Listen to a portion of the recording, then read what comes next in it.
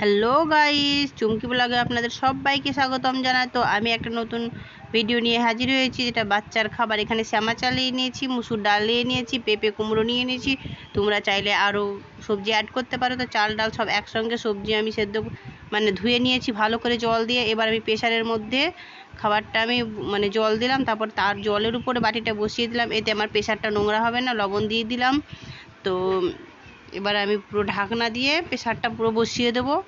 তো আমি 4টে মাত্র সিটি দেবো। আমি এইভাবেই বাচ্চার খাবার রান্না করি, প্রেশারের মধ্যে সরাসরি খাবার দিই না, কারণ প্রেশারটাও নোংরা হয় আর প্রেশারের সিটি ফিটি সব পুরো নোংরা হয়ে যায়। আর এতে প্রেশারটা নোংরা হওয়ার সম্ভাবনা কম থাকে, আর খাবারটা পুড়ে যায় না। তো এই যে আমার সেদ্ধ হয়ে গেছে সবজি, শ্যামা চাল, যেটা কাউন চাল বলে সবাই, অনেকে কাউন চাল বলে থাকে। তো আমার পুরো চাল ডাল দিয়ে যে আমি কাউন চালটা সেদ্ধ করলাম, তার মধ্যে 1 চামচ ঘি দিয়ে দিলাম। হয়ে গেল আমার বাচ্চার খাবার রেডি। বলার নেই, অসম্ভব সুন্দর হয়েছে, অসম্ভব সুন্দর খেতে। আমি কোনোদিন খাইনি, আমি একটু খেয়ে দেখেছি, দারুণ লাগে খেতে।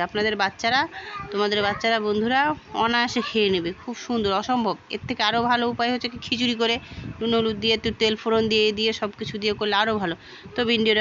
তো বন্ধুরা পাশে থেকে